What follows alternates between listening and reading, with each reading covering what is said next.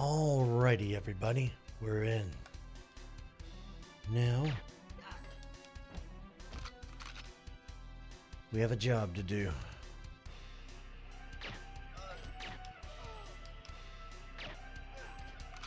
Ooh, 2 leg shots. Not good. Uh-oh. Sounds like we have company. Yep. Anyone else? Oh, yep, there's another one. Right in the foot. Sorry, bub.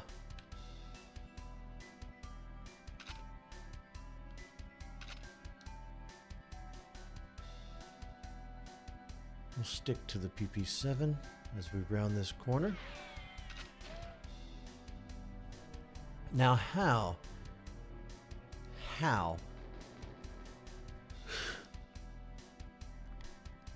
can you possibly see me from that far away? No matter. I have your number.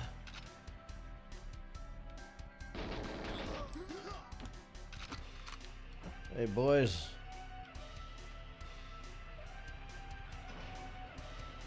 Excuse me, Mr. Truck Driver. I just need to get in here real quick.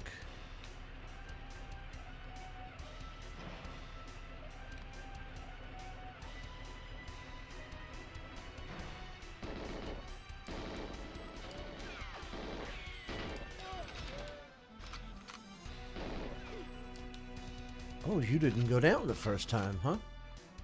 Okay. All right. Ooh.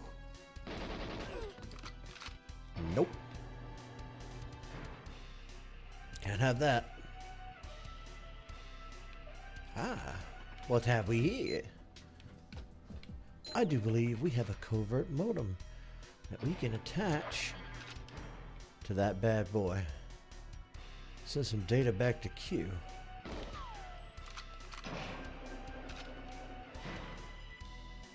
Ah, that was the gun I needed too.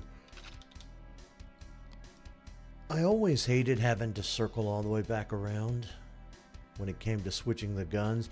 I know there's a different button combination that'll let you actually go back to a previous weapon, but I forgot what it was. Punk? How dare you? Now, for those of you who've seen the film, you'll know that Bond just runs straight to the edge and bungee jumps, but since Rare was nice enough to build an entire stage, let's have a look-see, shall we?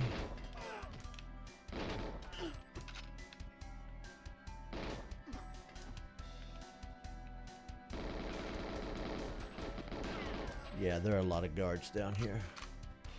But that's okay, because we're going to be in and out real quick.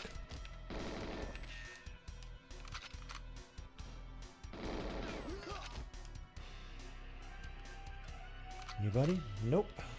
Okay. Have to be careful with these guards.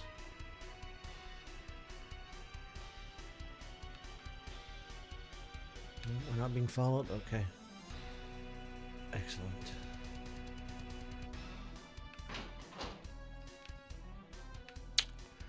Bet there's gonna be a guy upstairs.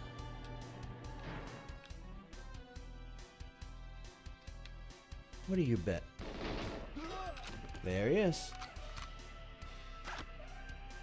Body armor.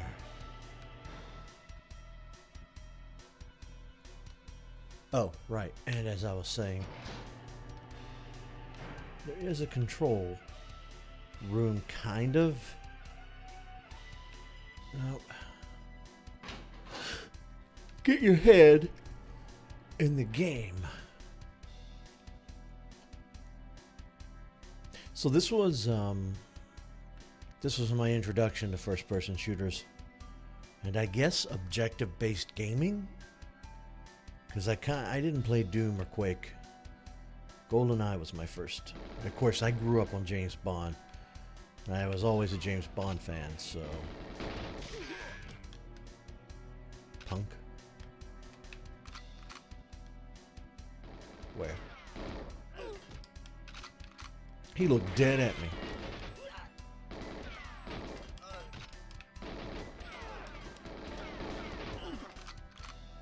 That guard shot his friend.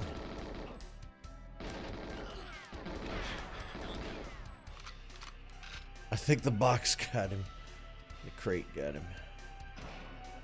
Alright. Now usually you wouldn't bother with this room. But I haven't been down here in a while.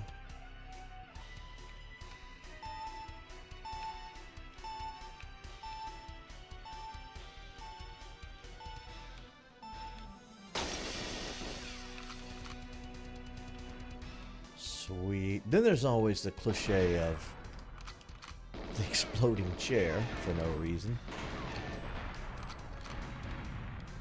It's always fun.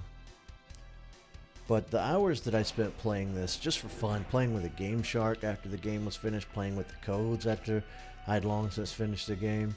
I played it at a friend's house, as you do when you're a kid and, you know, your parents are going to buy you every game because at least I wasn't spoiled like that, and I don't know any kids who were actually. Getting a game was an expensive ordeal and a treat. Because mostly we just rented the games. So, but I remember going to his house and I played GoldenEye for, I think, just about a year or better, obsessing with it. And then finally, my parents got it for me, and it was one of the greatest gaming experiences of my childhood and even in my adult life. The thing that sucks is that since it's a Bond license, you can't exactly re-release it.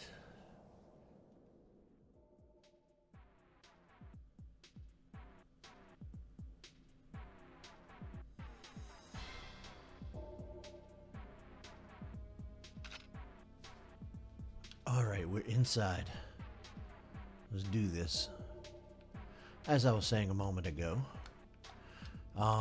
you know, Rare was acquired by Microsoft, and they've re-released a few of their old IPs, but GoldenEye, Rare no longer has license to.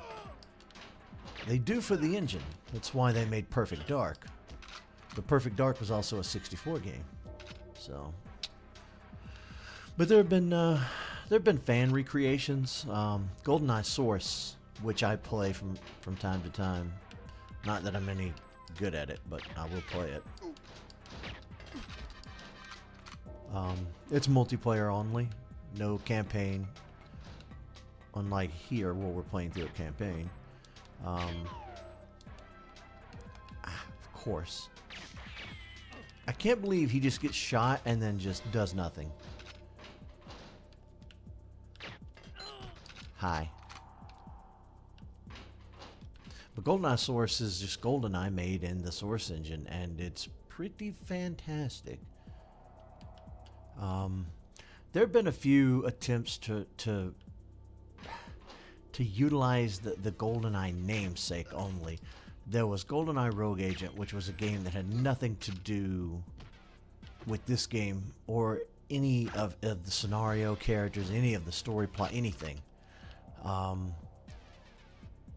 didn't play it. I bought it, but didn't play it. I let my friend play through it, and he never really got back to me and said, "Here's the plot and story." And this is like borderline pre-internet days for me, when I wouldn't have watched a Let's Play on it or something. Back in those days, it was play something yourself or read about it on GameFAQs. So, but. Then there was, I want to say for the Wii, I don't know if it made it to all consoles, but they made a newer GoldenEye for the Wii, replacing Pierce Brosnan with Daniel Craig, and I don't remember liking it too much. I remember it looked okay for what it was. They attempted to make it a Bond movie, you know, which is fine. It's just, it didn't sit well with hardcore fans of this game. Ooh. Careful, scientist. Really? Punk? Every time I say scientist, I just think of the movie Half-Baked. Hello, janitor. Hello, scientist.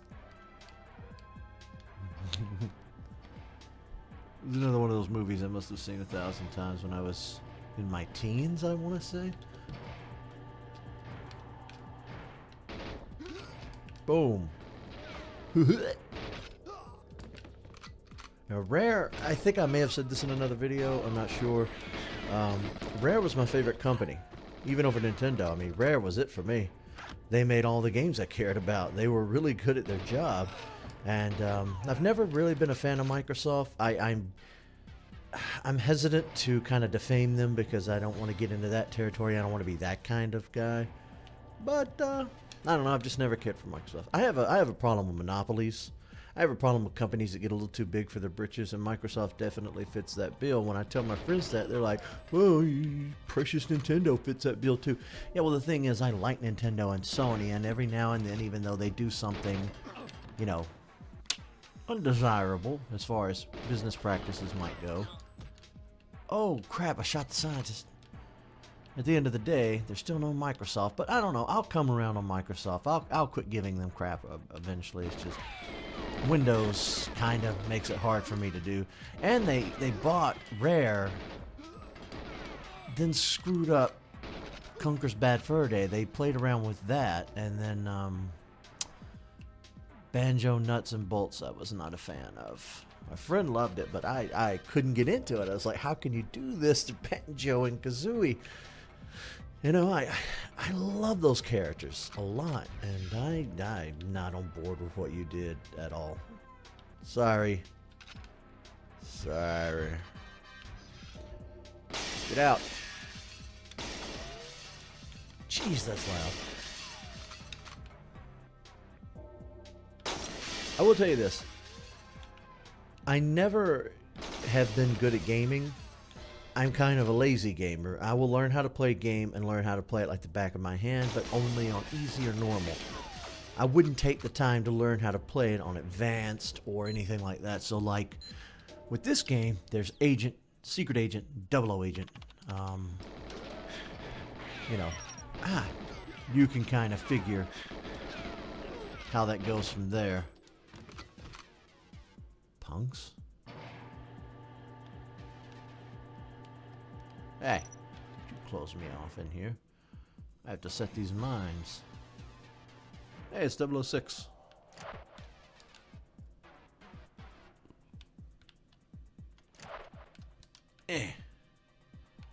Glad you could make it, 007. Boop. What's his name again? Sean something, Sean Bean or something like that, I think. He dies in every movie he's in, just about. He was in Game of Thrones as Warden of the North.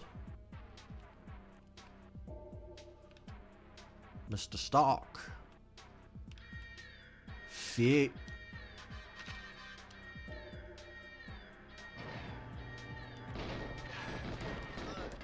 Yeah.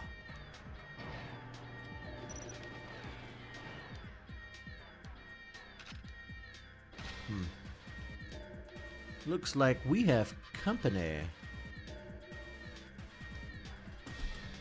Well, he gave up in a hurry.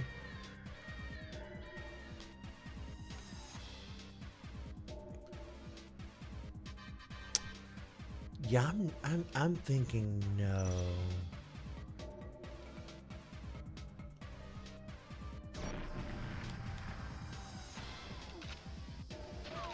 Well, he's dead.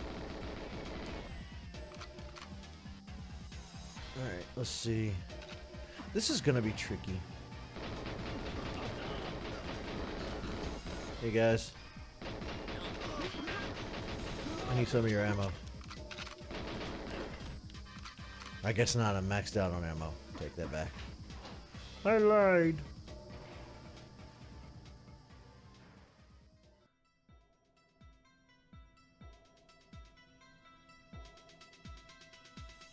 Okay, there's a plane on this runway. We can get out of here as long as we're careful. Wait a minute. I would like the AK-47, which they renamed all the guns in this game. I want to say for legal reasons. I'm not sure. I read as recently as, I want to say, towards the end of 2017 in GameStop's proprietary magazine, Game Informer.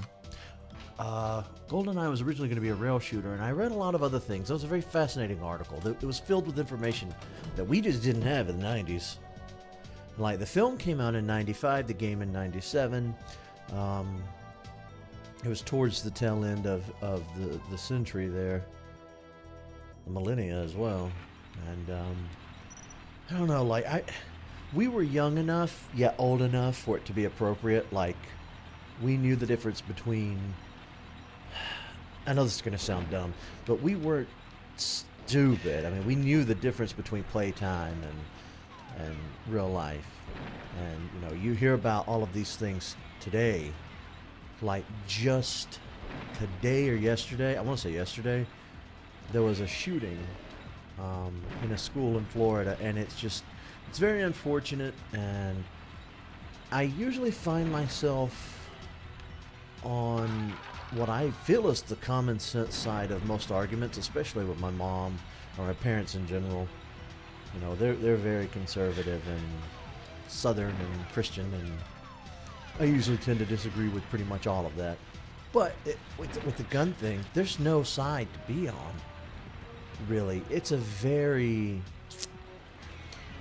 It requires a deft hand, to which I don't think most people have, and it usually just ends in angry yelling when people try to discuss what we should do about the gun violence. Boom. The thing that bothers me the most is like overreacting and trying to heavily censor things that don't necessarily need to be censored. Like, I'm afraid before long they're going to say something about Mario and say, well, it's a harmful stereotype. I hear they're trying to take Apu out of The Simpsons. He's a pivotal character. You can't do that. I don't know, man. It seems like a bunch of hogwash to me. Let's get out of here.